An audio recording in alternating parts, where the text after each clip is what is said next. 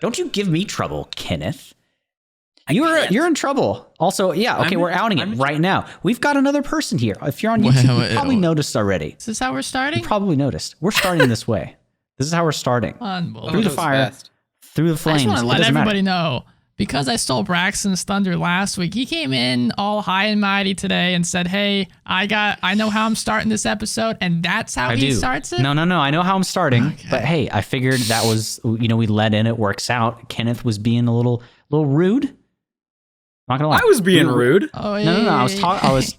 We just got an hour with each other, all right, guys? Come on, let's save it for the end of the podcast to start arguing. Ryan and I were talking. Not Ryan. I haven't talked to Ryan in ages. Kenneth and I were speaking. Okay. Yes. We were talking in the Discord before Ryan got here. And Kenneth's like, I know what I'm going to start with on the podcast. Oh, we're going to be like, how about that Texas weather? So cold. And I'm like, Kenneth, did you even listen to the episode last time? That's what Ryan and I started with. And then he felt guilty and he had to tell me about how he doesn't listen to the podcast anymore. All right. It's not that I don't listen to the podcast anymore, right? Like, as you all know, I drive for a living. That's my job, right? We don't know. And they don't know this, but... Well, I as you two know, yeah, all right. I drive for a living, and I like to listen to podcasts and all that good stuff. Passes the time. When the tier list episode came out, I was like, all right, I'm not going to listen to this. I'm actually going to watch it so they can, like, I can see what they're doing with the tiers, right? Smart. Like where they put them. Never got around to that. Just didn't have time, right? I'm sorry. I apologize. I'm sorry. Please forgive me. I'm begging for your forgiveness right here. Well, because I didn't listen to that one. You know, sometimes you go on and listen to all the episodes sequentially. And so since I didn't listen to that one, I didn't listen to the one after that. Or the one after that. It's been or like the last 4 one. episodes. Yeah, It's been really behind. Yeah. I'm a bad friend. I'm sorry. I'm gonna make it up to you with this episode, though. I'm gonna try to at least. Yeah, as punishment for Kenneth. Yeah. Let's first start off and say he's Ryan. He's Kenneth. Okay. He's Braxton. Other way. Yeah. There we go. Nope. Yeah, that works out. We got it. We figured it out. We're mathematicians. This is the dungeon crawl. We're getting right off the bat here because this entire episode, Ryan and I we're just gonna stop talking. I like it. And Kenneth is gonna take the entire thing. This is his punishment. He's gonna have to carry the entire show. Well, Kenneth, before we get into it, for listeners that don't, for whatever reason, haven't gone back and listened to some of our greatest podcast episodes, who are you? Though, man. Yeah, who are you? My name's Kenneth. Hello, internet. And ear holes. I've been really good friends with Braxton and Ryan. Braxton longer than Ryan, but who's counting? I mean, you know. Met him in college. Got good friends, buddy. Braxton introduced me to like podcasts for D&D, which got me into like D&D actually like, this is cool. Like I want to like kind of run this. And it's been about 5 years since I started playing D&D. It's been a blur. Probably. I've had a continuous campaign so far for about like a year and a half, 2 years. And yeah, I like RPGs in general. And this isn't a D&D episode. This is gonna be about a different RPG. It's kind of spooky, man. I don't know how to feel about it. This is the first episode ever that we've done that's not on Dungeons and Dragons. Don't click away. I mean, some of the stuff we've done system agnostic stuff. Have we? Yeah. I mean it could be applicable, but I guarantee RPG tabletop stuff. Okay. Well, that's like general RPG knowledge, right? Yeah. This is like its own system, its own beast. Right here. I mean, what the heck are we even talking about? Well, hang on. I want to spice up Kenneth just a little bit more. All right. Something that's coming out in 2 days from the recording or from the release date of this podcast is the first episode of the Dungeon Chronicles. If you were, if you just clicked on this episode, you probably heard a little kind of teaser for it. That will be an actual play podcast of Dungeons and Dragons 5th edition featuring Kenneth. Sorry, Kenneth's down there. Yes. And he's salty a great individual on there. I recommend you guys go check it out. It's going to be on video format on the Dungeon Crawl YouTube channel. You just type in the Dungeon Crawl podcast, it'll pop up. Or you can go to any of your favorite podcasting platforms and type in the Dungeon Chronicles. Go ahead and hit that follow button now so you can check it out when it gets released. Yeah. Hell yeah. You can see the shitstorm that is me DMing a game. Oh yeah, that went really well. DMs, and I'm also a player. Hey, Yeah. beautiful. And then Jamie, who most certainly is off screen in Kenneth's house over there. Yes. She is also playing. We are good friends who are playing them games. But yeah, okay, so we spiced Kenneth up. Yeah, gassing He's him salty, up. I mean, we spiced him up. First of all, if you're on the YouTube, look at his background. Look at how many cool D&D related items he has behind him. Crystal Straw Shard revamped. If that Got a doesn't Charlatan dragon up here. if that doesn't boast up his, his I don't know, reputation for talking about this type of material, then I don't know what else will. I don't know, man. I'm a whale for RPG stuff. What can I say? Yeah, I'm a whale for Genshin. Let's not Yes. talk about that, though. This isn't the Genshin podcast. That's a therapy episode, is what that would be. What if I did that? It is a therapy episode. It's bad. It's very bad. So, to preface this, there was a time about, I think, 7 or 5 weeks ago, probably 5 weeks ago, probably 6, somewhere around those numbers that I just listed. One of those 3. Time goes by really fast. Kenneth said, "Hey, can I, for your 77th episode," and I'm like, oddly specific, do this new RPG I've learned about, tabletop RPG, that's based off of a metal album. It's right, the music. And or at least I'm like, I don't know what you're talking about. And he starts telling me about this thing called Mörk Borg. I'm like, well, hey, if you're gonna, yeah, it's the name, Mörk Borg. If you're gonna talk to us about it, you got to save it for the podcast. You can't tell us a single thing for these next 5 weeks. And boy, was he struggling sometimes. Gonna be honest, I have gone to the website hang on. Before we talk about doing this podcast, I'm pure. 1 or 2 times, because Kenneth was saying this is something I might enjoy. So I looked at some of the artwork, and then I saw their newest Kickstarter they put out. And that was it. Okay, that's all I've seen. I don't know nothing else about it. I'm pure. I kept my promise. I kept it. I'm proud of you. I'm proud of you, Braxton. Ryan, yeah, thank you. You almost broke it. Little less proud. I know. I almost did. Listen, I got information. I got love bursting out of the seams for this little book, for this little yellow and black book. Okay. So what is it? And this book, I'm gonna hold it up right now. It is a small book. Like this is. Oh, that's cute as heck. Pretty tiny. Yeah. This is a not what little I tiny book at all. Yeah, this is for audio only listeners. He's holding up the. I don't know, what would you consider this? Is it just the book for Mörk Borg? This is the book. Okay. This is all there is for it. DM and Player's Handbook, basically? This is what you need to run the game. Okay. Front to back, that's all you need. It's about 60-something pages. It has rules, How lore. big is that font? The font? Yeah. The font's pretty big. It's not the same font throughout like any of the things. There's font splattered all over in like very gothic styles. Like you got this guy drinking with a skeleton and some different font right here. Cool. Yeah, it's Okay, I'm gonna be honest. The book could be 20 pages if it was all one font like Times New Roman. Okay. But that is the story of Mörk Borg. It is. I mean, lean as a system, you would say. It is very lean. It is a very lean system, which is a thing that I love about it. Okay. Now, Braxton, I'm going to correct you right here. I'm going to be the actually person. It's actually pronounced Mörk Borg. You've been saying Mörk Borg this entire time until just now. You've been setting me up for this joke. You set me up. Yeah, you gotta. I mean, I'm supposed to talk by myself for this whole episode, right? So over it. It's got an umlaut, which is pronounced like Mörk Borg, and that means in Swedish dark fort. Oh. And yeah, this is a little game made by the text and the game design is made by Pelle Nilsson. I hope I'm saying that right. One guy. That's the text and game design. The graphic design and art are made by Johan Noor. So do you know, before we get into the specifics of this, was this like their first thing they ever made? Or are these like game designers? You know anything about that? I know that it's made by Occult Games, which I'm not sure. I really didn't do that much research about them before. I don't know if this is like Johan and Sure. Nilsson's like first game, but Yeah, Ryan, if this it is is, the Mörk Borg episode. bravo Right? if this is their first game.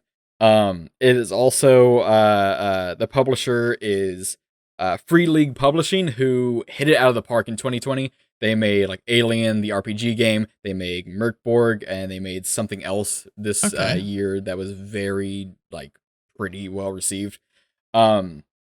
This game has gotten I think 4 Ennies, which are basically at Gen Con they give out RPG rewards or awards, and Ennies are what those are called. How old is this product? This came out in, I think it may have came out in 2019 in Swedish, but 2020 was like the official like English release date. Yeah, and it got that many awards just in a year, pretty much. That's pretty impressive. Yeah, in a year. Yeah. So hold on. What's up, man? You mentioned Gen Con real quick. This is a short quip. All right. One of my local wine shops that also has like beer and cheese. They had one of the official beers for Gen Con. It had a dragon on it. It was one of the most unique tasting beers I've ever had. Cool. Yeah, it was really cool. And I was like, "There's a dragon on it." I picked it up. He's like, "Oh man, you play games?" I'm like, "I play games. I got." Gen Con seems like a cool place. Yeah. Right. But okay. I would love to go to Gen Con and just look at all the other types of RPGs for just, random stuff that you might find like Mörk Borg. Maybe conventions will be allowed again at some point. Right. This book, I know it won best design. Not as in rules or anything, just like but best artistic design? Artistic design. Mechanics. Yeah, the art's the art is pretty sick. The art is very good. A lot of people say that this is like an art book that you could have like just on a coffee table, right? And no one would think it's short like an enough. RPG Yeah, game. It could be. And I'm talking about like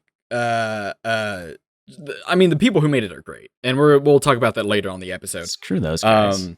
Yeah. So I just want to read a little excerpt on the back from like if you just pick it up in a store and look at it, a doom metal album of a game, a spiked flail to the face, rules light, heavy everything else. Yeah, so that's the only thing I saw that's on their website. It says exactly that, and I wanted to ask you, how accurate is that statement? Yeah, what does that even mean? Very accurate. So this game, like I said, condensed down like font, like all the same, just black and white pages, whatever. Probably about 20 pages out of a 60-page book. Okay. That's pretty accurate. Rules light. It's a very simple like roll a d20, meet a test. It's very much like D&D, right? Like you roll a d20, meet a number. If you beat that number, you succeed. If you don't, you fail. That's the rule. Would you say this is inspired by D&D or is its own like beast? I would say it takes some things from D&D. Like it doesn't have advantage or disadvantage, but it does have the like you roll d20, you meet a standard. It takes some kind of classic enemies like a goblin and like twists them, makes it like darker, more evil, more like metal. So it's not like a Pathfinder that's an offshoot of the same. It's just, okay. This is its own thing. It just you can see a little bit of inspiration. The biggest inspiration and what I kept thinking as I was reading this book, I was like, wow, this seems like I'm reading like Dark Souls like text or Bloodborne text as I'm reading this. Some high and saying that, I'm just gonna read the first page that you open up into. Yeah, sell it to me. The wind from the west, from the sundered land, rot rides it in the stench of blood. Cursed walker, will you travel there? To the valley of the unfortunate undead? Our young ones are taken by the child thief Turgle, known for his vile crimes of alchemy and of flesh. Distances shift, paths between places warp. As if this pale, lightless world possessed a will and bitter life. Its mercy curdled to wrath over a too long age. Who are you? The grave robber with silver glittering between cracked fingernails? The mystic who would bend the world's miserable heart away from its inevitable end? Most likely, it makes little difference. No one has seen the sun in years. The old care more for sacrifice and god offerings than their bawling spawn. Doomsayers are proved right time and time again, embraced by hidden powers. maybe it's best to surrender, to trust your own instinct and skill rather than the whim of the dice. Before all is drowned in welcome silence, life locked and failing in a dark fort.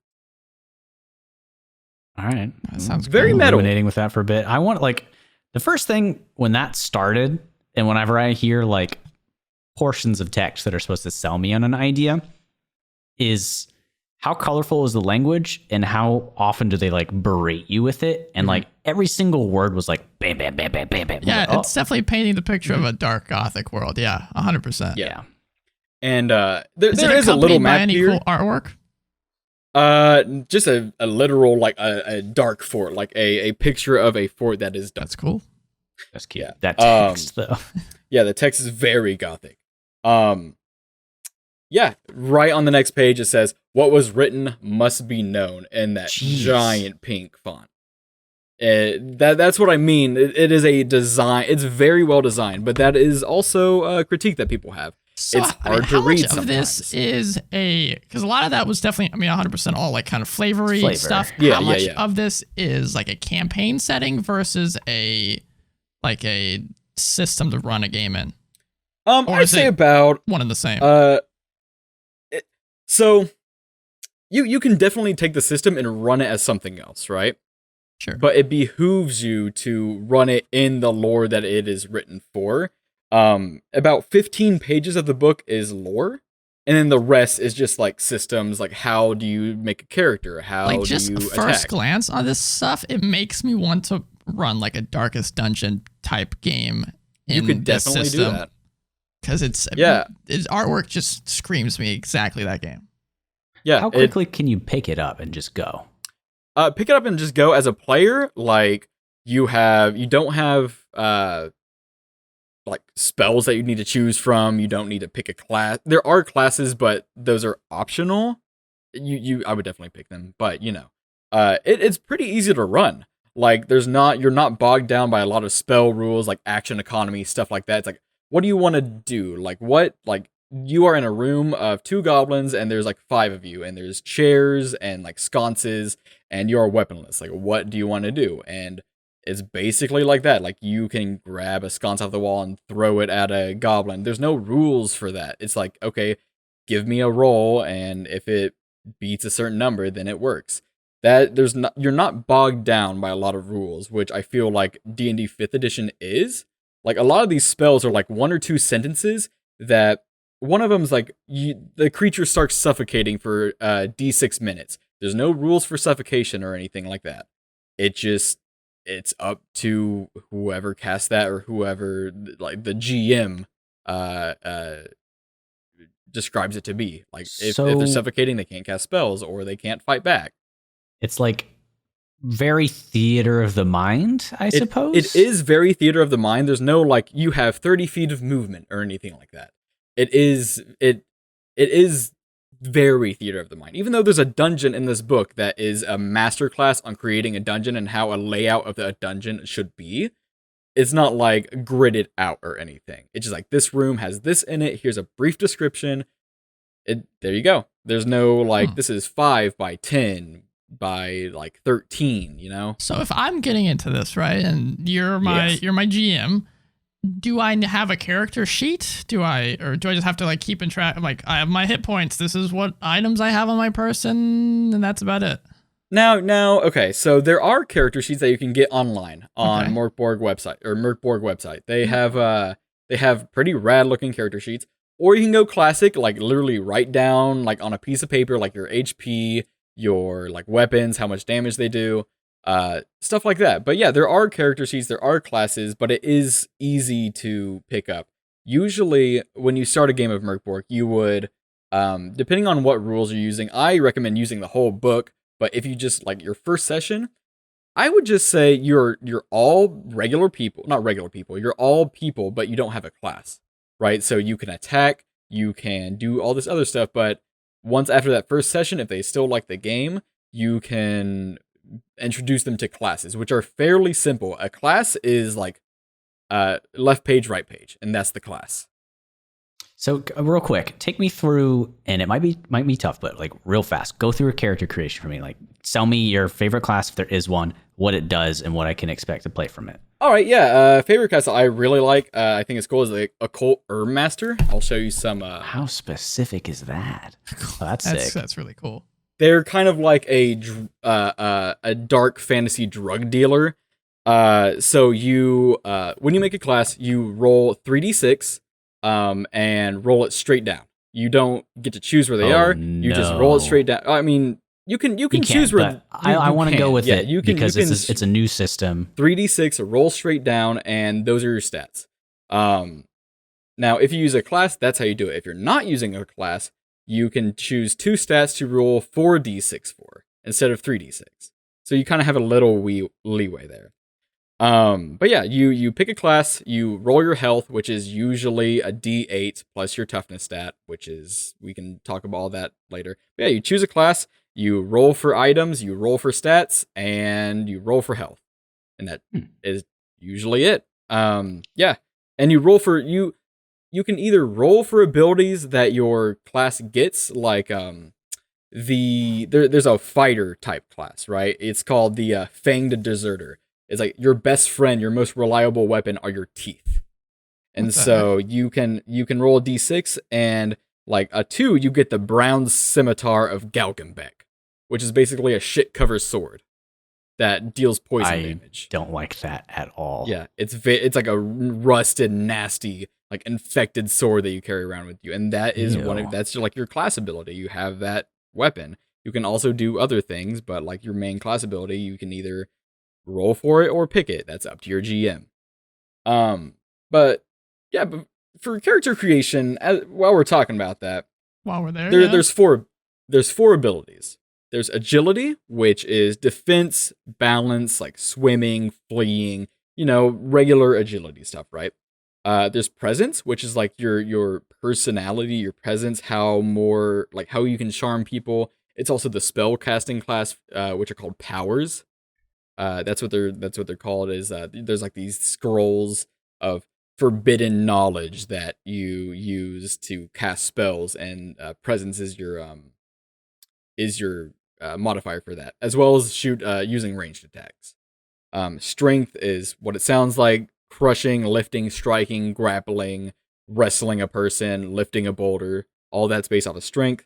And toughness is your health at the beginning. You don't add it later, but when you first create your character, you add your toughness modifier, and it's like resistance to poison, cold, and heat, surviving falling damage. Like if a banister or a beam like falls on you, you could do a toughness save or a toughness test and see how damaged you get. And there are critical fail. There are critical fail tables. There are critical success tables. And there's also like damage to your body. Like if you get crit on, you might lose a limb, or if you get broken, you might lose a limb. Those are different mechanics. But yeah, that's basically character creation. You roll for items. If you're not doing a class, you roll for items, and so if you get really lucky, you can get like plate armor, like starting off, does this seem like the type of game you can do a whole campaign in, or is this more something you would do like at a one-shot kind of fun night with your friends? Now, see, that's the question, right? If you're just using this, if you're not using any third-party stuff, it might be difficult to do a very long campaign with it. You could do like a 3-session campaign, maybe 4-session campaign, but it is great for one-shots. Is there third-party material for this? Hold on, before we get there, because that's going to be a whole rabbit hole. I talked to him about this before. I told him to not get to that until we talked about a good chunk of the original content first, because I want to understand. Short answer is yes, there is. Yes, there is. Okay. And he said it's a lot of it, but I want to understand, Mörk Borg, why I would run that instead of D&D themed of the same thing that Mörk Borg has. Because you can make a dark as hell D&D campaign. You can make a dark as hell D&D. But you can't lose a limb in the same way this sounds like you can. You have to, again, with D&D 5th edition, the strength is that you have to homebrew, like you can homebrew like anything into it, right? Right. Now, how strong that is for D&D, like, sure, you can homebrew sci-fi into D&D. It could work. Does that mean it's going to be the greatest sci-fi RPG? No. You can homebrew really dark fantasy into D&D.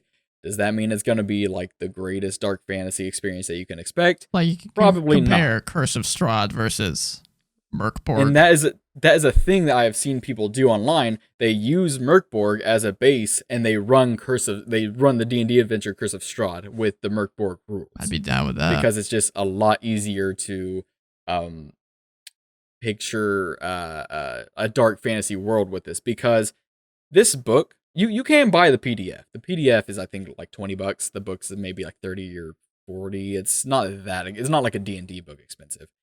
I would really highly recommend buying the book because every page of this book is dripping with atmosphere. Like, I know all of us love Dark Souls and love Bloodborne here, and we love the atmosphere in those games. That, like, picking up this book it's like just you get sucked into like the atmosphere that it's trying to create.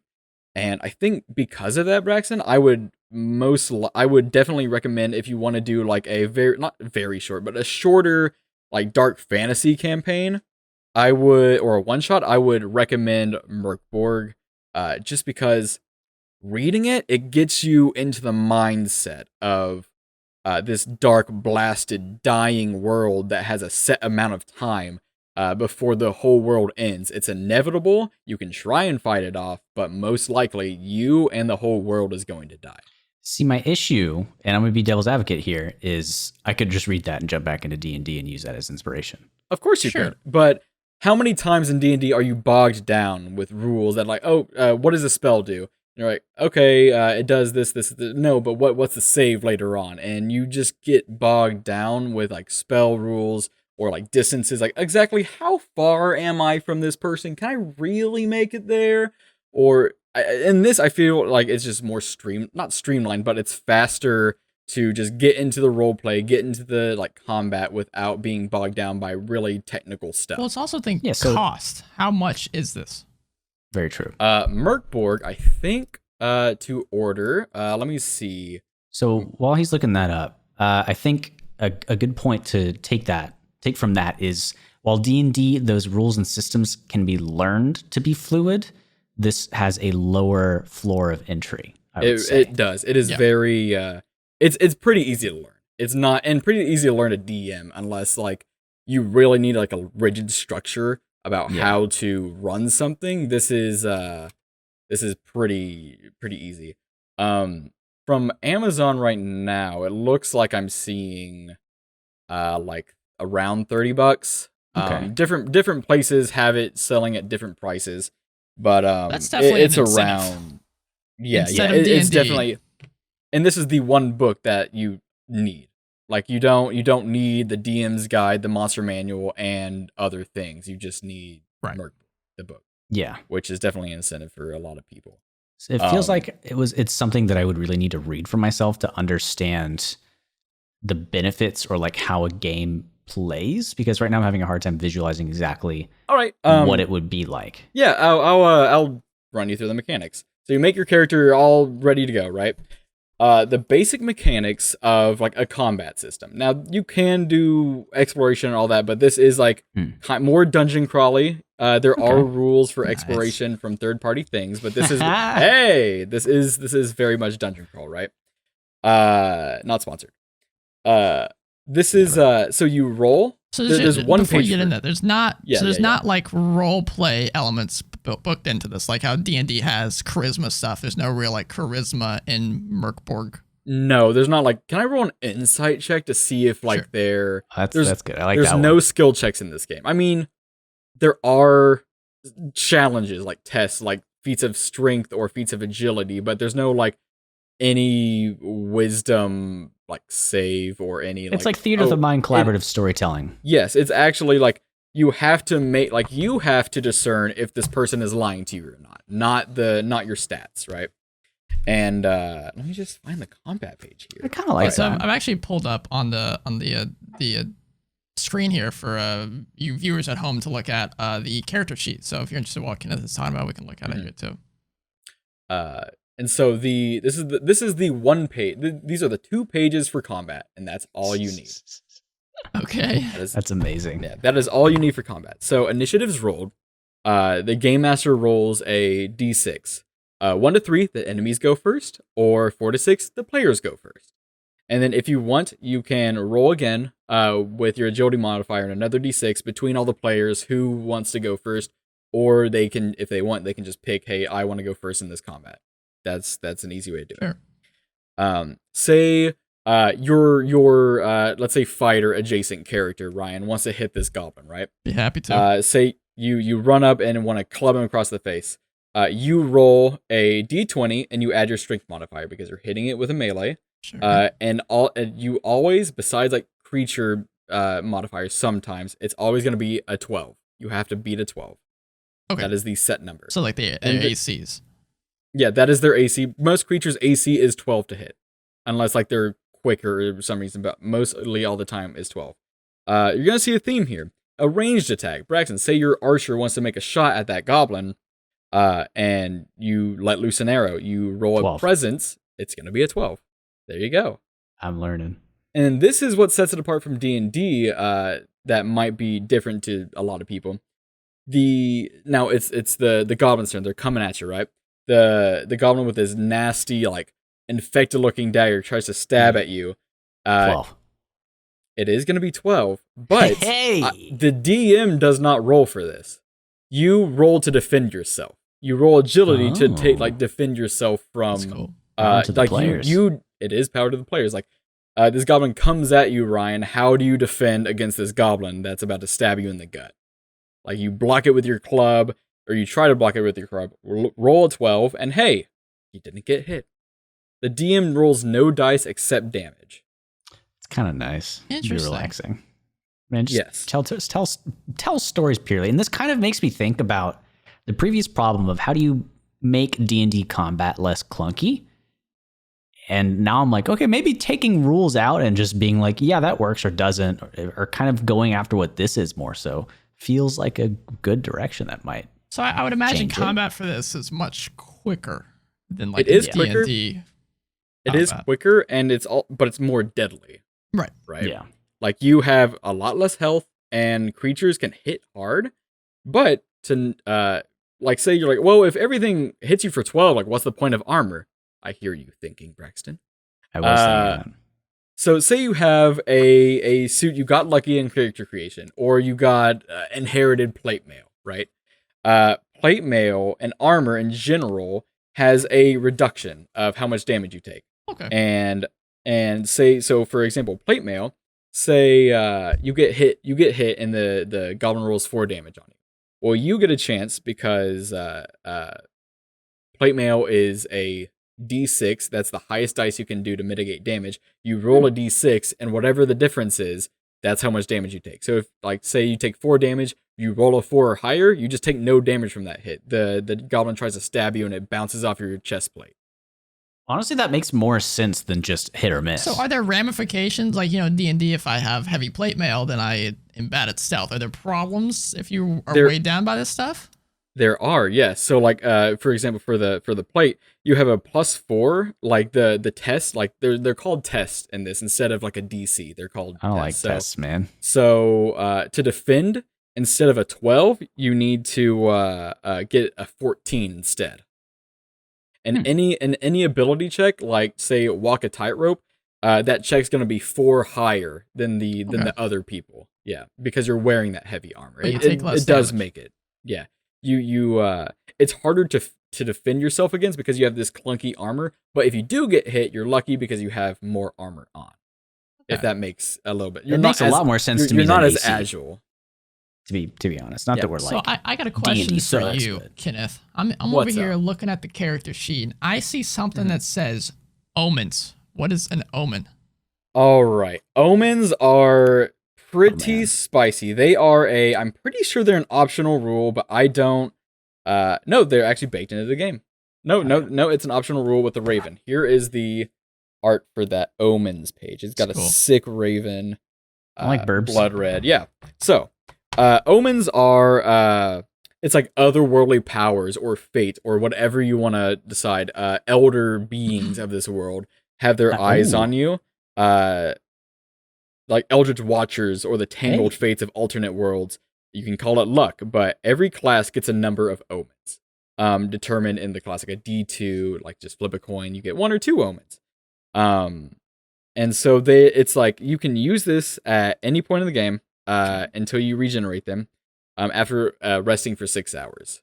And so one of them is like you deal maximum damage with 1 attack, and you can choose when to use that, or you re-roll a dice roll, or yours or someone else's.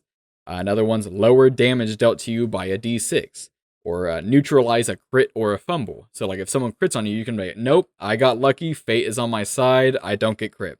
Or you can lower another person's test rating by 4. So like if they need to get a 16 to hit this thing, actually, no, you need to get a 12, like usual.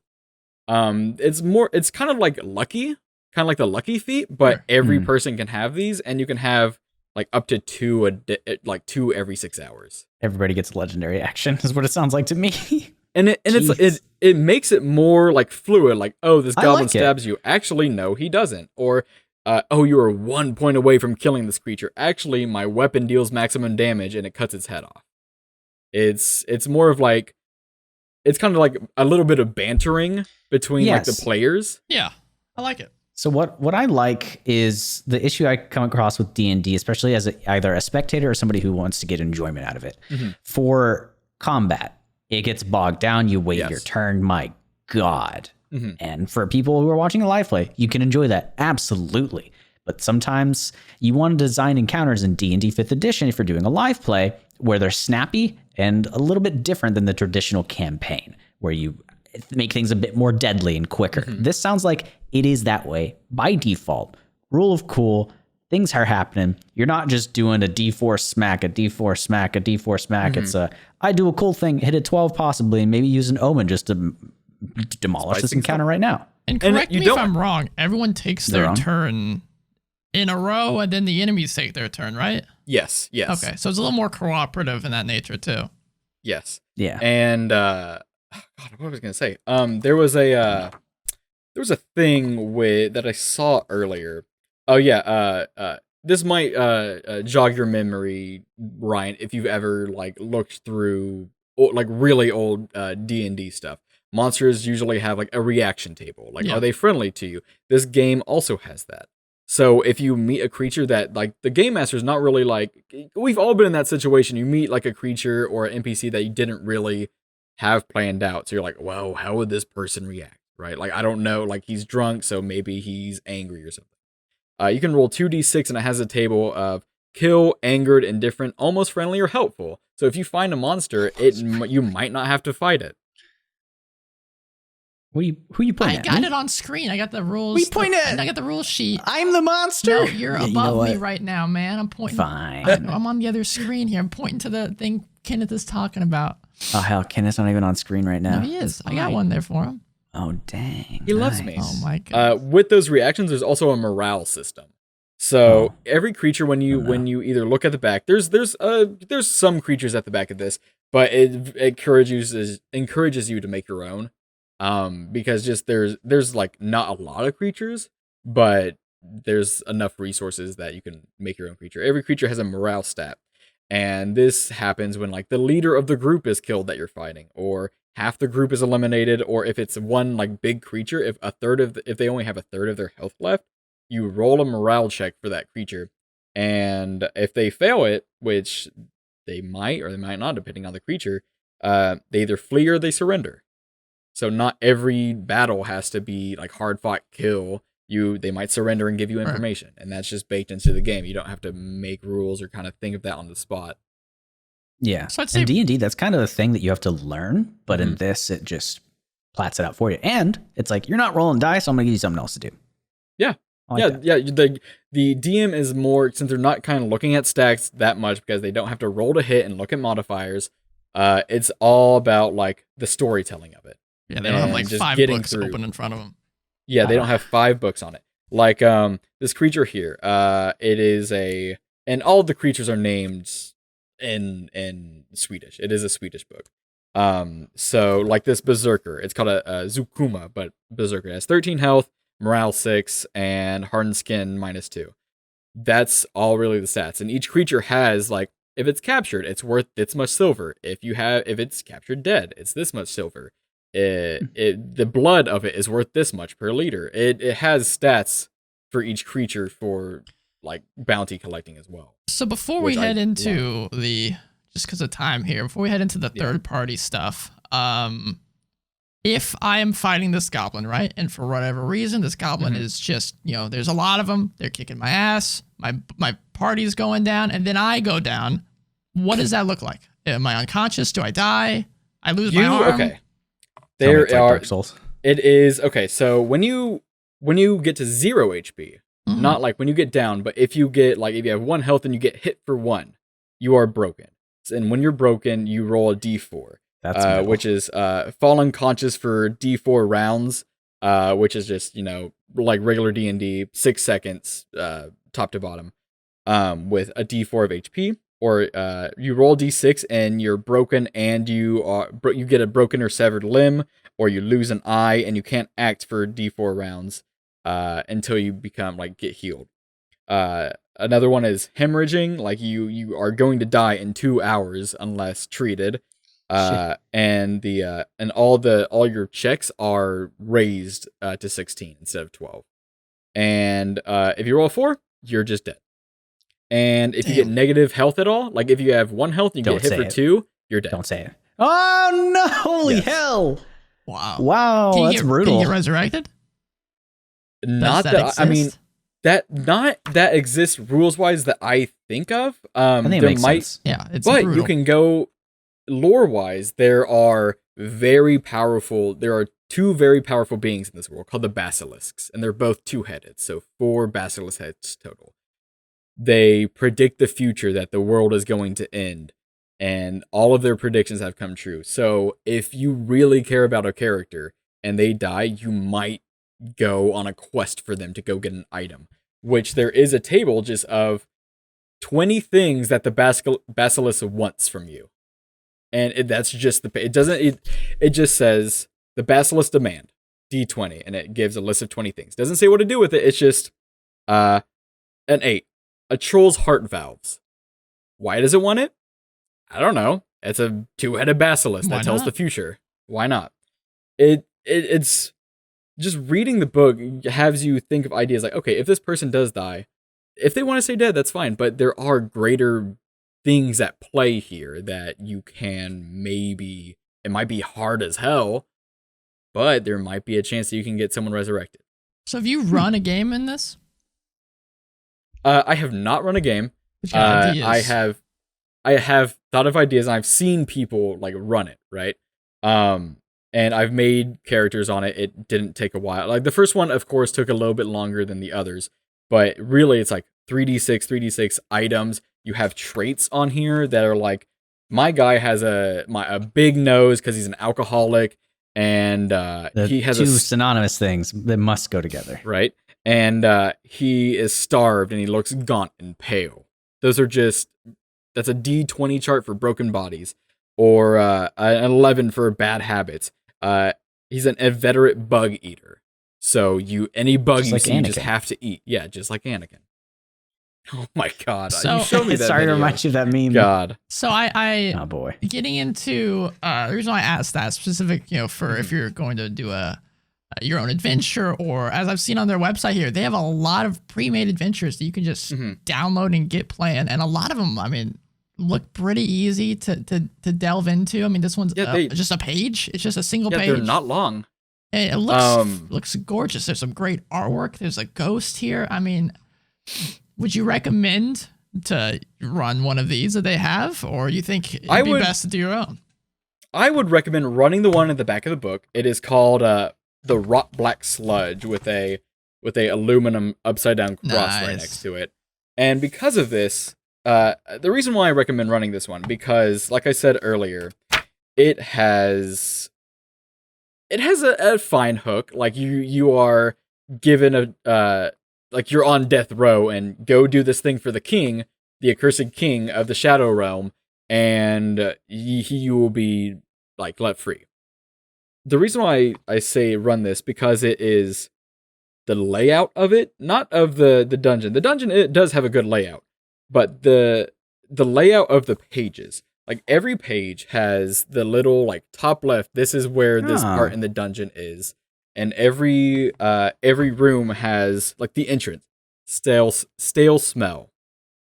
That's the description. There's a lit oil lantern. There's a small stream of water flowing through it. North, south, all that description. The dining hall, warm and bright, rotten smell, faint, sad violin music. I mean, from the north. that's so much easier to pick up and play than if you grab a module from Witches of the Coast. Going through there, you really have to have looked at it like 100 times before you run it for somebody, because you just forget things. And here it's like, boom, there you go. It's right there, and you don't have to go flipping back and like hold your finger where, like, look at the map. Okay, what is this room on here? Let me flip back to the map and look. It's right there in the corner for you can like, okay, here's the whole dungeon. This is the room that it's talking about because it's highlighted.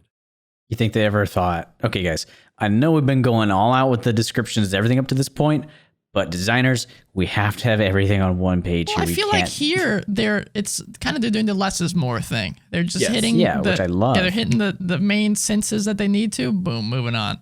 And a lot of a big criticism of Mörk Borg is that it's all style over substance. Sure. But in this this case of Mörk Borg, the style is the substance. Oh. Because I'd agree with that. Like if you play Bloodborne and it doesn't have like all of the if it doesn't have all of the like gothic themes, if it doesn't have dealing with dark forces and deep mysterious blood, like it could have the same exact gameplay, right? Don't care. It would still be my favorite Souls game. Don't care for it. Soulsborne game. You don't care for it, but this that's what it is. Like the style is the substance, because when you read it, it's just ripping off the pages with everything. And there's even a random dungeon generator in the back for you to use. So you said this is $30. What you said, it was $30 or something like that, right? For that $30, yeah. So on their website, there is so much, not even just adventures, so much free material for this. Yes. It's absurd. You pay $30, and what you normally pay an extra $10 at DM's Guild or an extra $35 on Amazon for another Wizard of the Coast book, this is all that for free. You pay $30 for the main book, boom, you can play forever. And this is before we get into the third party, one last thing. The front this is the back the back not spine. Words. Flap of the book, right? It has the index on it, and it has all the rules you need to play. Okay, yeah, that's the like you can look like these are the combat. This is initiative. These are the DR you need to meet. What happens on a crit? What happens on a fail? The armor. What happens when you're broken? Morale. It has all those rules on the back, and on the front side, it has if your characters want to search a corpse, or if like you just need a random trap, or it has like weather, or it has treasures that you can find. It has also on the back why are you adventuring? Like what it has built-in hook, like an Can I find love? Spark. No. There's a kidnapped blood wizard. What does that mean? What is a kidnapped blood wizard? I don't know, but it that's gives super you interesting. ideas. Think about it. Wait, you hear blood wizard and you're like, well, fuck, that guy sounds like he did something bad, but he's kidnapped. Why don't I want to? Yeah, what kind of badass kidnapped a blood wizard? Yeah, yeah, exactly. Like it just sparks the mind of. Like, even if you have no interest in playing this book, I still recommend getting it because reading through it, you get so many ideas of me at Rhyme of the Frost Moon. Just how much you can do and how much other RPG systems are out there that have just not just D&D, right? Like you read through this, like wow, like I'm getting all this great information I can use in D&D or I can use in Mörk Borg. What else am I missing out there? So I feel like we probably should have prefaced the whole conversation with this, but this, from what I can tell, is definitely not for everybody. Just like how what it's inspired, Doom Metal is not for everybody, but people that like this kind of dark, heavy imagery with brutal gameplay mechanics, then this is going to be from what I can tell, right up everyone's alley. Of if course. Mm-hmm. y'all are stoked to run Curse of Strahd and then you DM, I'm looking at you right now. You're like me. You go, I'm reading this. This is overwhelming. There's a lot of stuff to remember. Flip over to Mörk Borg. Test out the waters there. And if you're tired of your players being at like level 6 or level 8 and you can't really kill them. I'm sick of it. Did they level up? Do you level up? No. Do you There's level still up? No, it's fine. There's no leveling? No, there's improving your character, but there's no set levels. And every time you improve your character, you can most of the time get better, but you might get worse if you're unlucky. Hey, whoa. So That's not what improving character means. I know. So say you have a +1 in your stat, right? Or no, let's do a +2. You roll a d6 for every stat. On like a +2 on strength, you roll a 3. Boom, your score increases by 1. You do that for like you have a 4 in ability or agility, you roll a 2. Sorry, you roll lower than your actual skill. You go down 1. And it fluctuates. You're never ever going to be like game ranking. You're never ever going to be. It goes all the way up to +6 because you roll a d6, but you're never gonna have, unless you're insanely lucky and win the lottery, +6s in every stat. I mean, this really is the darkest dungeon or XCOM of board games, because there's a possibility your companions will come back from an XCOM adventure and you thought you did great, but the things they saw stressed them out so much that now they have, some terrible illness, or they are now stumbling on things. They got worse after that success. This is post Golden Age Art Berserk to me right now. And the look at his face. Somebody's done it. The thing for the health, you roll 6d10. If it's greater than your health, if it's greater than your total health, you roll a d6 and that's what you get. You don't add your modifier or anything, which I kind of like. It makes your health kind of lower, like you're not always at like 20 health, right? But I like that. So leading into the final third party stuff, I want to talk about I don't think it's out yet, but they just had a Kickstarter like a month ago for Mörk Borg Cult Heretic. This is, correct me if I'm wrong, Kennedy, you might know more about this than I do. It's like a magazine, a design is what they call it. That's just going to have like pumping out new material for Mörk Borg for the next, I don't know how long they're planning on doing this, but for a while. So this is what I love occult games and the creators of Mörk Borg, because they're so friendly to their third-party creators.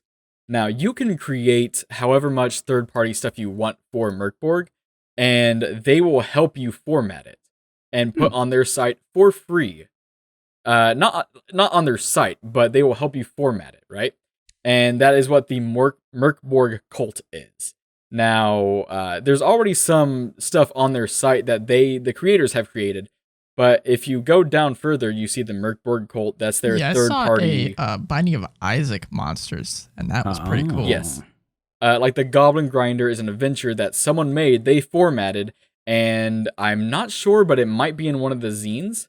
And they're so friendly. Now, they don't get paid, like the creators don't get paid for this, and they don't make money off of it unless it gets put into Mörk Borg cult Ferritory or Mörk Borg cult Heretic and the Kickstarters.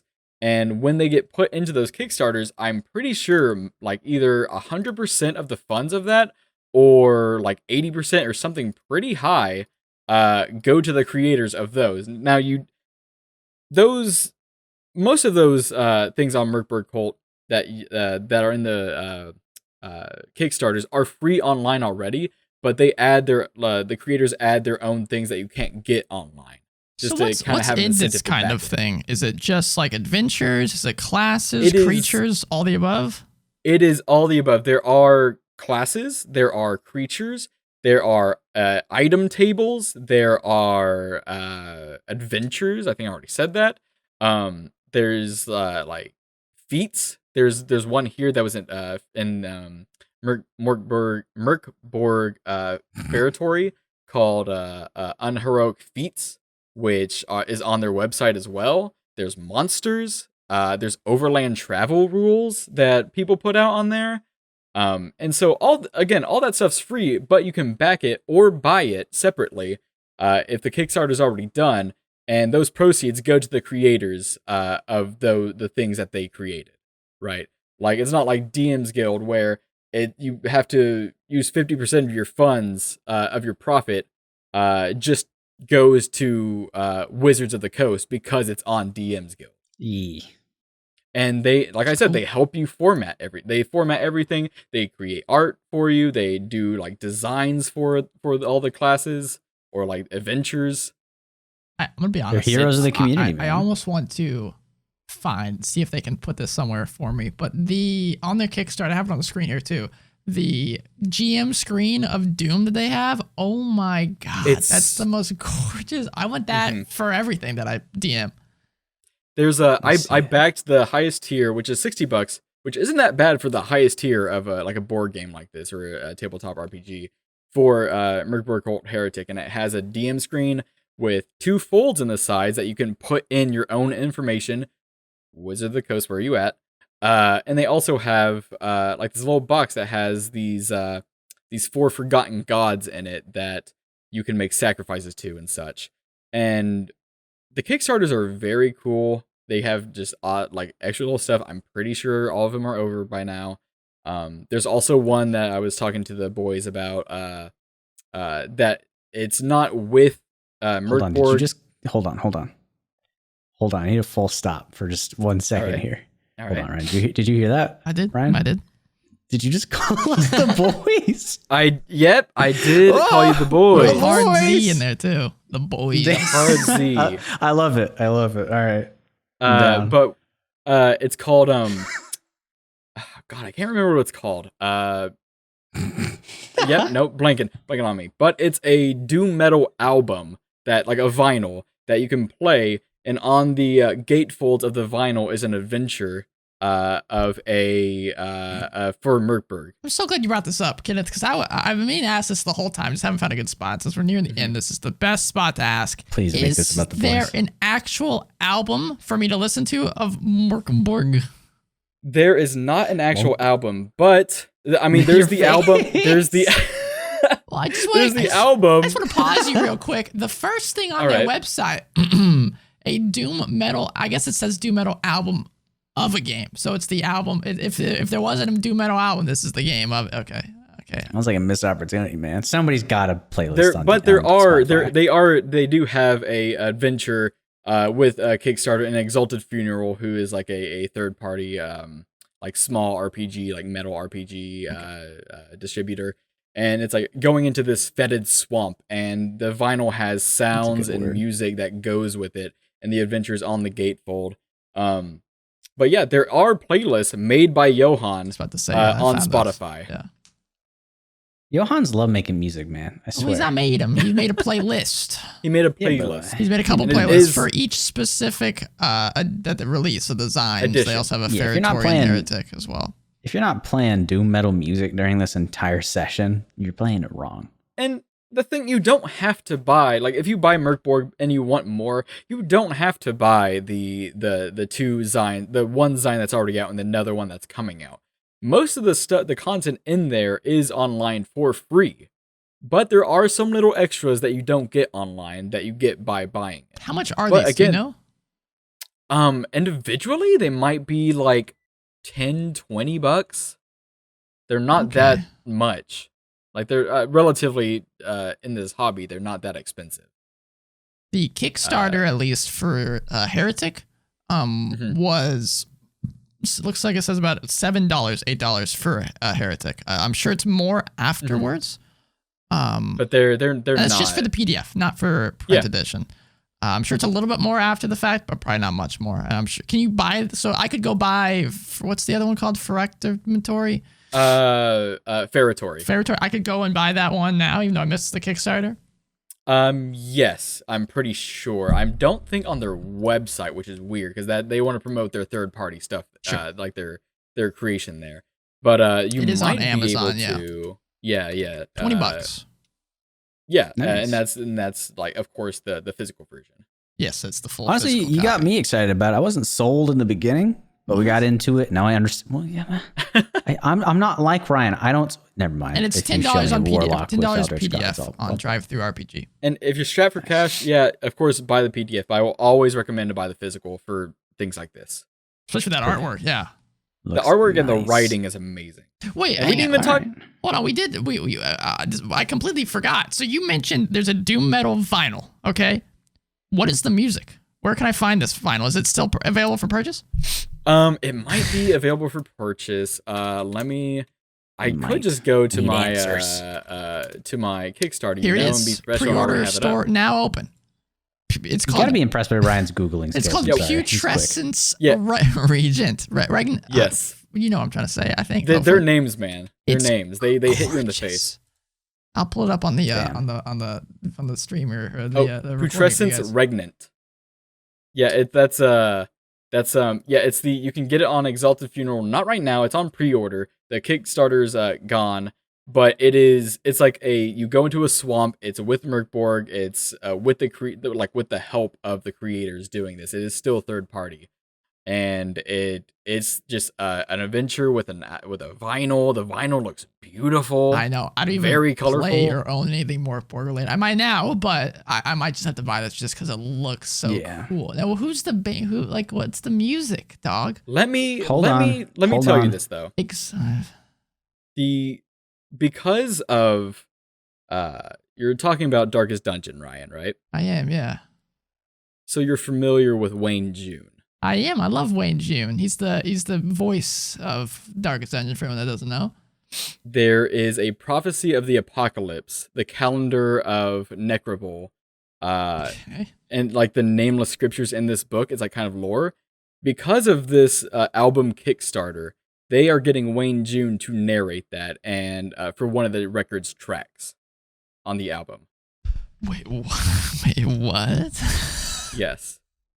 Wayne June. I gotta look more into this thing. That sounds really cool. Right. This whole stuff. He is narrating that in the backing of a track in this album for Putrescence Regnant. I mean, that sounds like something Wayne June would get involved in. That guy's really cool. Mm-hmm. Hopefully, at this point, you've gotten interested in whatever the heck Mörk Borg is. We're swapping the live play to Mörk Borg. I'm kidding. We're not doing that. Do one shot. Sorry, the guys. Dungeon Crawl may do a one shot, and it might show up on that thing at some point. I do have an engagement. Oh, congratulations! So I need to cut Max. Kenneth short. Wow, who's Thank the you lucky so much. lady? It's my job. Well, aren't we all? Aren't we all? I hope that you were like me at the beginning of this. You're like, I don't know if I like this. But now I like it. It seems really cool. I want to get some death metal music. I want to play some easy RPGs to run. Get in there. Get out of there. Maybe Well, come back you need the next easy week. gameplay if you're headbanging like crazy. Yeah, Right? Of course. DM can't have all these dice thrown around if their head's banging into all of them, thrown Doing everywhere. a helicopter with it. And we didn't even get into Regardless. like the heavy metal lore of this book. Like you don't even Yeah. need it, but like, Well, that's for you. That's for you just- guys yeah, to experience. experience you know? it yourself. As So- Kenneth said, Bloodborne is the juice. This is the same juice. You got to have the lore, the background, Mm-hmm. So stuff good. like that. All right, friends. As always, if you are interested in speaking to us at some point, Ryan, don't give me It's not a how face. it's not how you pronounce that. I can say things how I want, and I want to tell them about That's our great. social media stuff. If you want to talk to us at Dungeon Crawl Pod, Twitter and Instagram. There's also a Discord if you want to chat with us as well in the link tree down below. We do also have an email, the archaic form of communication, thedungeoncrawlpod@gmail.com. Fancy. We do have that YouTube as well. This is probably one of our more visually important episodes. If you're on Spotify or whatever podcast listening site, always we will try to make a point of never needing to go to the YouTube. But it always enhances. And that's just Dungeon Crawl Podcast, the Dungeon Crawl Podcast, whatever you want to look up on the Also, YouTube. link tree. Ryan, what do you want? Braxton, can you Ryan. just lay down a little bit of a riff for me? You know, you're a guitar player. Me? Yeah. Why am I doing this? This is your You're job. a guitar player. So you take my job last week, and now I have to do your this job? This is a cooperative effort, man. Just a little guitar riff with your mouth, you know? All right. Okay. Yo, what's up, motherfuckers out there? This is the Dungeon Crawl. I want you to go back. I want you to go backstage and find the merch table on Apple Podcast. Rate us 5 stars. And type into the bar below and say how great the podcast is and how much you love it. And we'll see you next year. Woo! You're the dungeon. You're the crawl. This is the year of the crawl, yeah. No, dungeon. You're the dungeon crawl. I did it to you that time. It's just it's a part of it. We do, of course, you probably heard this if you binged through the episodes, have a live play, the Dungeon Chronicles. 2 days, Look baby. it up wherever 2 the hell you days. want. 2 days. Kenneth, thanks for being here. Of course. Always a pleasure to be on. Thanks for inviting me. I don't. It's not a pleasure to have you here. I'm kidding. Wow. He's Okay. always Ryan, as always. He's he is. Kenneth. And he is Braxton. We got that right. Other direction. Other way. There you go. We'll see you next That way. week. 2 days. Make sure you head over to the Dungeon Chronicles. You can type it in on any of your podcast places, and you should come up by now. And the first episode will be dropping. I hope you guys enjoy it. It's gonna be good fun. All right. Boys out. No, we're not ending like that. I'm sorry.